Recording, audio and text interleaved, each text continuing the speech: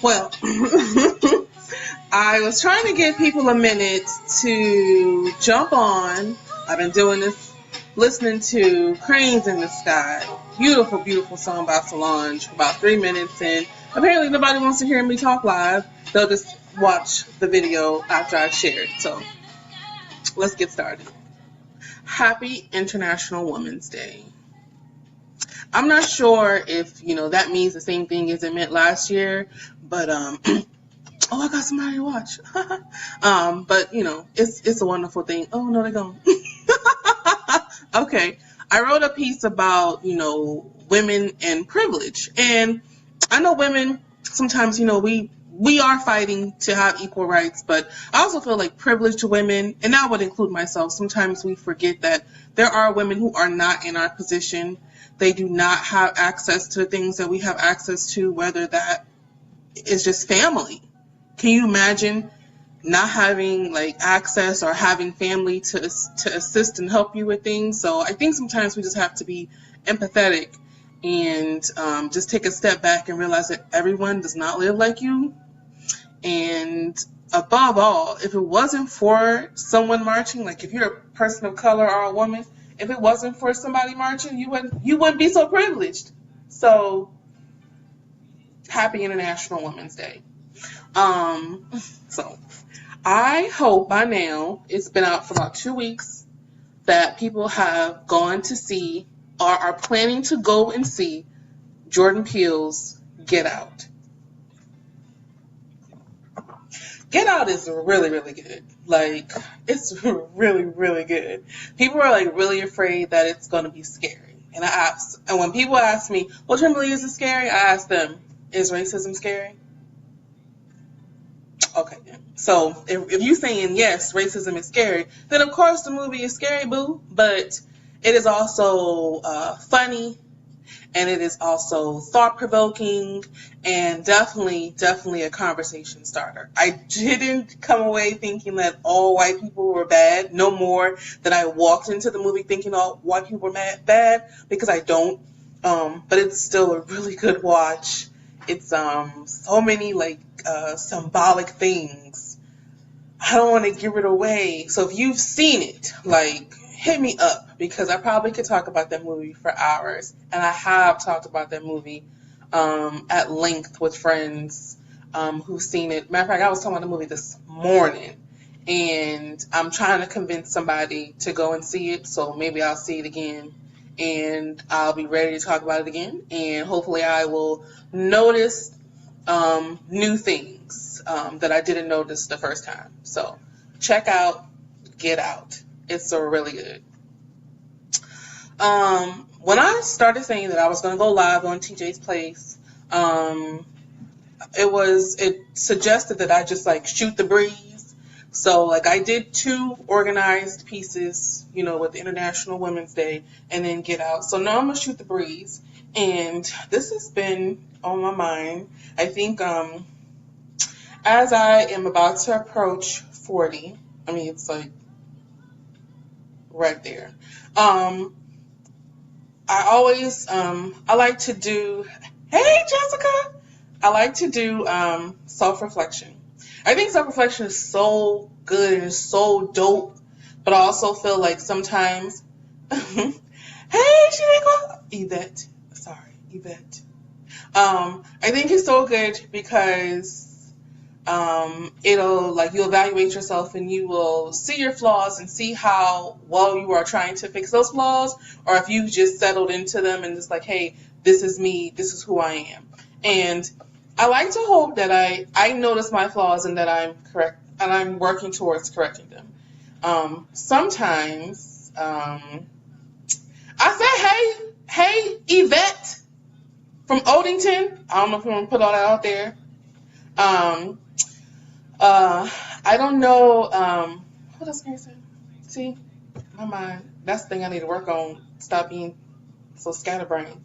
But so self-reflection, blah. And then I like to talk about relationships. I'm working on this this little short book about relationships. So I really did talking about them. Plus, I think in communicating with people about relationships, it helps me with my relationships, whether that's relationships with my family, with my friends, or a romantic relationship. And sometimes I will ask people whom I've had dealings with, and guys, about how I was in a relationship. And when I do that, like, I hope they don't think like, oh, I'm trying to rekindle something, because I'm really not.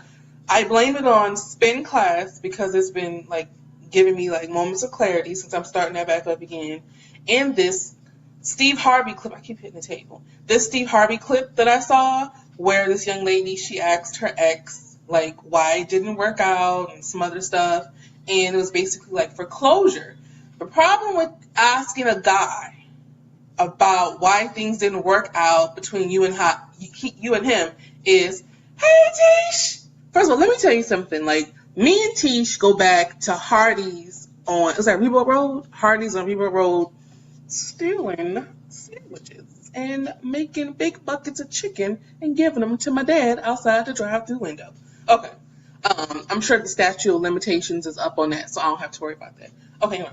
So, closure. If you ask a guy like why things failed, you have to be prepared for the answer. So, if I ask that question, I'm prepared for the answer. But sometimes I'm not gonna lie. Like, I sit here and I wonder, like, TJ, like, how effed up are you? Like, I think I am a pretty dope chick, like a dope person, period. Like, I think I'm, like, on paper, I'm who you want to bring home to your mama. Like, I got my own crib. I got my own job. Not you. You a bad broad. Even though I hate that song, Independent, I-N-D-E, I hate that song. But I feel like on paper, I'm a really dope chick. I'm who you'd want to bring home, who you'd want to date. I like sports. I'm not gonna be like, oh, I cook. No, I really don't. And maybe that's why. I mean, I can do something in the kitchen, but I'm not Martha Stewart or Marquita Stewart. I'm not gonna do that.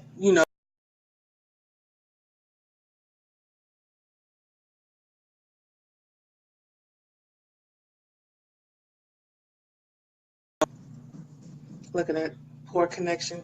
That doggone pound on a cable. Let me stop before they completely cut the connection off. But I feel like I'm a pretty dope chick, so then I have to wonder, like, what the hell is wrong with me? Why can't I sustain a healthy relationship that leads into a long-lasting relationship? So I've thought about three things. Either it's me and I'm completely effed up. The relationship itself is completely effed up, or we just find ourselves in effed up situations where we're just not going to make it at that time. And those things are pretty hard if you find yourself in this constant cycle of doing the same thing over and over and over again. So, as some of you know, I have embarked on Match.com and eHarmony. It's not been great. It's not been great, but it hasn't been terrible. And I'm going to continue to pursue it and see, because that old white man said he got more marriages than any other website. Any other website. Although Match is like, we do marriages real tough too. So I'm going to keep trying and see what happens, and I hope for the best. And to other people, other ladies and men who are in the same situation as I am, and you feel like you dope and you don't understand why you're still single, fuck it. Like, take a shot. You know what I'm saying? Like, it is what it is. And I would rather be happy, or confused sometimes and sad sometimes, this ball of emotion, single, than be miserable in a relationship, because I know a few people who are miserable in their relationships, and that is a whole nother topic and a whole nother discussion and can of worms. It's just, you tell somebody you're gonna be with them till death do we part, and you miserable, and you miserable, and people are like, life is too short for this. Life is long when you with somebody and y'all miserable. You hear what I'm saying? You miserable with them every day. No, y'all got to reevaluate that or do something. But again, I say that's a whole novel conversation and another topic for another day. But I think the 3 eyes I had on my live video, I even waited this time for people to join, so I'm really happy about that. I don't know how Kevin Hart gets like 1 million people to watch him live. That's just crazy. Y'all watch him live and he running through the damn park. But I guess that's because he's Kevin Hart. I'm pretty sure if I had half my titty hanging out, then I probably would have had more people watching. But it's all good. I'm not going to have my titty hanging out, so you don't have to worry about that. Unless I was breastfeeding. How about that? Unless I was breastfeeding, giving nourishment to my child, and then I would have my boob hanging out. And it wouldn't be sexual. It would be nourishment for the child. That's how super a woman is. Matter of fact, let me end on that because it's International Women's Day. That's how super a woman is. Like, she takes the baby, she cooks the baby, her body prepares itself to deliver the baby, and then she can take the baby. No, you ain't gonna take baby out and then pop baby on your boobie and you're gonna be, it's just not easy. Like, I've had friends tell me that breastfeeding is one of the hardest things they've ever tried to do. But at the same time, your body knows what to do, and that's just how fucking dope women are. Don't even excuse my French. That's just how dope women are on this International Women's Day. If you see a woman, high five a woman, love a woman, a woman's. I will love a woman's. Call your mom, call your grandmama, call your auntie, call your nieces, call them, because, and you know what, not just call them, have a conversation with them about what it's like being a woman in their world. Because I know we like to believe it's all gumdrops and ruby red or ruby woo lipstick, but it's not. It's kind of tough. It's kind of tough. So, love a woman's, call a woman's, love yourself, be blessed, and be a blessing. And on that, I say thank you for tuning in, and I hope you still watch all 15 minutes of this. Thank you. Y'all have a good night. I don't know why I keep doing it. This is not a recording. This is live, so I have to hit finish and not say start. Okay. Be blessed and be a blessing. Y'all have a good night.